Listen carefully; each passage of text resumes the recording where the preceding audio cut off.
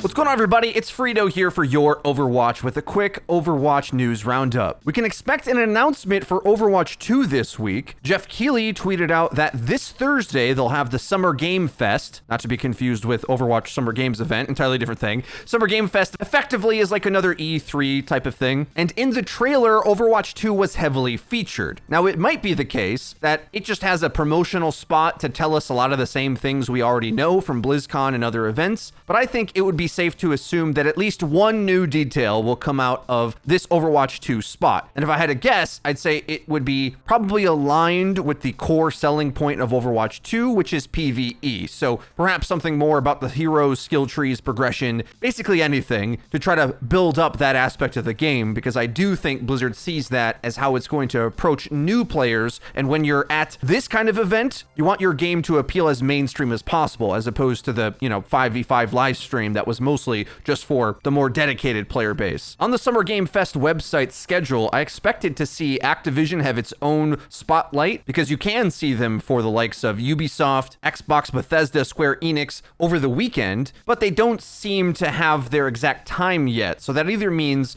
it's to be announced, as an example, all the way on the 22nd, EA has a showcase. The time is still TBA.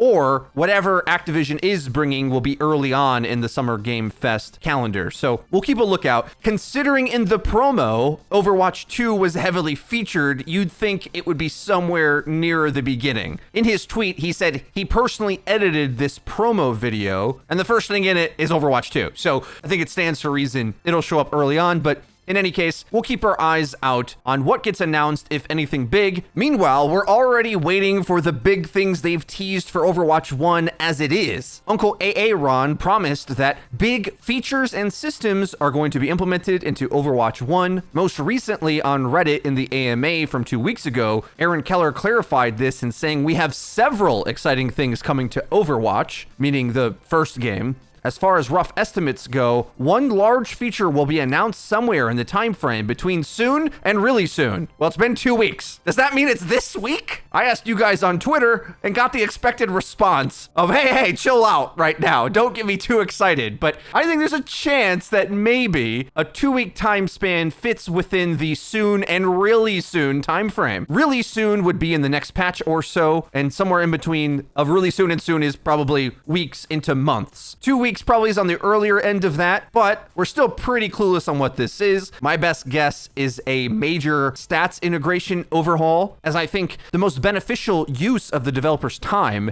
is to get Overwatch 1 ready for the hype of Overwatch 2, which they've done on a series of different ways, shoring up systems and balance and lots of different concepts, but they try to choose what's going to be the biggest bang for their buck of the return on investment of time. Either way, between these 2 points, I think we'll at least get one cool bit of information about Overwatch this week. Looking forward to it. Separately, released today was a blog post, and it seems like they finally have finished these environmental systems that they showed us so many years ago when they announced Overwatch 2. They show here a map like Necropolis. You normally play in the night scenario with shadows and blue colors, but with their new environmental states system, they can take all the lighting effects from Temple of Anubis, and all of a sudden we're an entirely different map. But on top of that, they can change the sun's direction, which will change the shadows of the map. That's pretty cool. And then hopefully this next part isn't for PvP, but you can see it in a Overwatch 2 PvE mission. They can add all sorts of weather effects like sandstorms, thunderstorms, snowfalls, or other exciting environmental scenarios to make the game feel different every time you play. My only issue is I get concerned about visibility, but this need not be viewed in a competitive lens. Imagine having these settings in a custom game or for specific game modes, then they become a bit more interesting. We'll have to see the power level of this. Number one game I think of that really nailed the environment immersion is the Battlefield franchise, where buildings are falling over and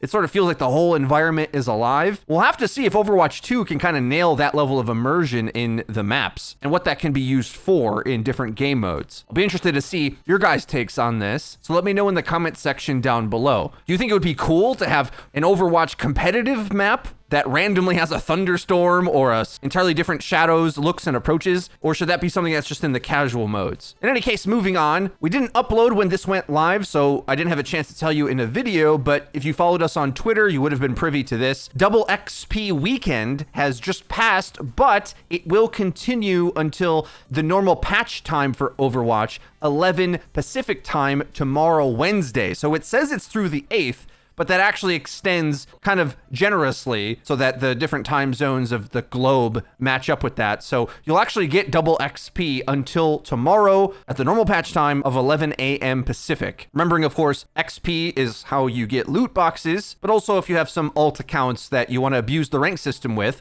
if you can't beat them, join them, is the unfortunate state of the whole alt account issue, which I'm hoping they fix with the stats overhaul that's coming, but we'll have to be patient with that at the moment. Not to get sidetracked, I did want to mention though that between the announcement of 5v5 as well as this double XP thing, the past few weeks, queue times and quick play, for me at least, have been really good. And I know it's different for everybody and it's going to be based on your platform, region, skill MMR, and everything. But I thought it is cool to announce that since the developer live stream talking about 5v5, a lot of players have gotten on to play 6v6, and my queue times have been low during peak times.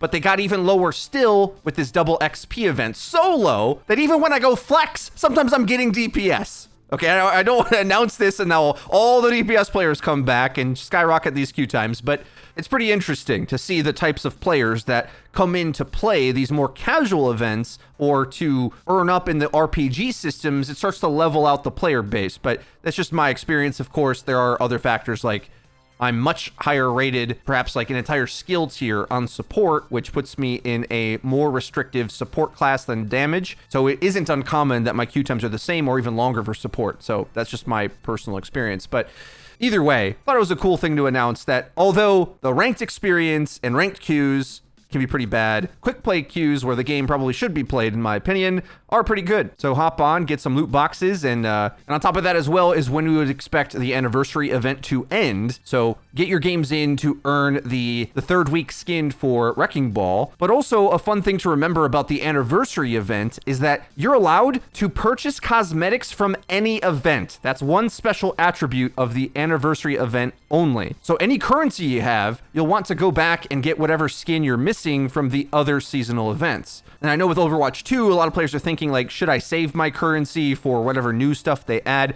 Jeff Kaplan, at some point in time in the last year or so, did say that there's no benefit to holding on to your currency, seeming to imply that whatever business model or new cosmetics and stuff they add to Overwatch 2 likely will be on a different system. Don't take my word for that, but that's how they seem to explain it. And I think especially with how loot boxes have not really stood the test of time, I would be surprised if they continued. And more likely, the old systems are sort of grandfathered in, but we're probably going to get a full new system as well on top of it for Overwatch 2 that has its own currencies or systems or earning style or whatever. That's at least the gray explanation we've got so far. Last bits for the video, I wanted to do some community shout outs and then a few discussion points about recent videos we've made. First up is a really cool tweet from Neri, who always has banger Overwatch tweets. A pair of them show off suggested Moira reworks by Alomer, one for PvP and one for PvE. I'm unsure if this is to imply that the ultimate would cause the beam attack to cleave like this. That would be kind of crazy. I'm not sure how I feel about this one, but I did think that this like sky bomb version of Coalescence would be a more interesting version of the ultimate because it going horizontally adds a lot of visual clutter, and I actually think it would be the most interesting if it stood in place as opposed to being able to be moved around. It'll depend if you're actually locked in the animation of channeling it still or not. Are you allowed to do other things while this is coming out? And then for Overwatch 2, another one that applies a fade defense to teammates and seemingly like a necromancer spawns enemies. All these are really cool to play around with. I'm excited to see what Blizzard actually starts showing us with these things. I feel they've only piecemeal, showed little glimpses here or there, and even in like the 5v5 live stream, they gave Winston an alternate sniper attack that barely got featured in the whole stream, and I'm like, well, just show us the new abilities. What are you doing? But at this point, we're just happy to have anything to talk about at any point. But next up, a really cool Reddit post from Huacop, if I'm saying that right, shows off the lore allegiances between characters in this very complicated Venn diagram, where you can see, for example, the blue circle connecting a lot of the main Overwatch characters are from the US Army. Reaper ventures off to be with Genji and McCree in the Blackwatch circle, and then yet again splitting off into Talon. Adorably on the left is Winston connecting to Wrecking Ball, who are both in HLC, and Wrecking Ball, of course, got his name for becoming the champion of the Junkertown Arena games. My lore game is really weak, I'll be real, so I'm struggling through this a bit, but it's pretty cool to see it balanced out like this in a way that someone that struggles to follow it can understand. I'm excited to devote more time into learning about this stuff, as I think it'll be more interesting and relevant once we have an actual base game campaign with Overwatch 2, and perhaps an even more complicated chart on the future when another dozen or so characters are added into the lore, maybe half of them or so playable. And the last section of the video, I wanted to respond to a lot of Overwatch 2 worries. I know a lot of times I make these long videos that have a lot of twists and turns and points in them, and sometimes I think my best points can get buried inside them, or I can come up with them after seeing your guys' responses. So I wanted to take a moment just to step back a little bit and isolate some of the most important key features of these discussions about Overwatch 2, and particularly 5v5. So I tweeted this out, and a main thing I want to dispel is that I think the shortcut logic for Overwatch becoming more of a shooter game confuses it to think it's automatically now CSGO or Call of Duty, and I don't think that's accurate to say at all, especially with the power of things like Ryan's Hammer or D.Va's Remake, which is OP right now, frankly, able to multi-kill in a massive AoE, but I think abilities like that goes to show what to expect from the hero shooter genre, at least as Overwatch defines it, where those abilities are intended to be one-to-one in viability to shooter mechanics, whereas in Valorant, the weapons are front and center all the time. And you have different little tricks to get your weapon in place, but it's still all about the gun, which I think is also safe to say about Apex. And those abilities kind of zip you around, get you places, or kind of accent to add some texture to the gameplay, whereas with Overwatch, it's like half of the gameplay. And I don't think that changes with Overwatch 2, even with it being more FPS focused, because I think it's hero shooter focused. It's not aim focused necessarily. The important ramification for this to the player base is that the concept of an Overwatch team formation is going to be going away, I think. Intentionally to some degree, because the devs have stated in the Ask Me Anything that their goal is to dispel this idea that you assume having a solo Roadhog is worse than having a solo Rhine. Well, they're going to rebalance the game that's just not the case anymore. Implicit in that understanding, and I go at length with this with my previous video, but the thing you're losing is the team comp formations that so many players are used to playing in, where there's a front line, some squishies in between, and a back line, and it all sort of flows together. And you can more or less stay within that safety security blanket bubble in order to survive. Instead, those training wheels in Overwatch 2, I think, are coming off, and you will have to respect cover more and be more self-sufficient. But that also gives you more agency, right? Like, there's no two ways about this. You start to scale the slider in one direction, you lose the other thing. You can't ask for more agency, but also keep the safe, secure team formations with two tanks that kind of stand in the way of everything for you. You can't have that. So ultimately, I do think this is a good thing for all players, frankly. Tanks will get to have more fun, as the concept of a main tank, I think, is what goes away the most. In terms of, I'm the character that stands in front receiving a lot of help. Instead, I think tanks will function closer to DPS picks with tanking abilities. It's not to say now Reinhardt has a peacekeeper like McCree, but more to say that the philosophy of how you go about picking DPS is on your skill execution with those characters. Because it doesn't matter how meta Widowmaker is if you can't aim. That's one beautiful thing about playing Overwatch at different ranks, is that despite what the DPS meta is, unless it's incredibly easy to execute, that doesn't mean it's going to be enforced in your tier of play. And I think the tanks will work that way as well. And I'm excited at that opportunity, because think of it this way, like we mentioned at the start of the video. If Winston has a snipe attack and his role becomes less about being the guy that receives all sorts of cooldowns and needs teamwork help to be in synergy just to function, well, now it's more about how do you use your abilities. I do hope, to some degree, those MOBA kits we've grown to enjoy with Overwatch 1 get put back into Overwatch 2 tanks. I've mentioned this to the devs directly when I've had the opportunity to, but it would be a shame to lose the feeling of playing Double Bubble, for example, with Winston Zarya, and would be cool if Winston had, I don't know, abilities that kind of replicate that tanking gameplay. And perhaps it may be required for tanks to kind of all have their own sustained cooldowns or mimic the same space creation they used to be able to do with 2 tanks, now just into 1. That might make them radically overpowered if they go that route. We'll see how it ends up. At the moment, they seem underpowered to me, but the sky's the limit with how they decide to balance this. But everything's still wide open, so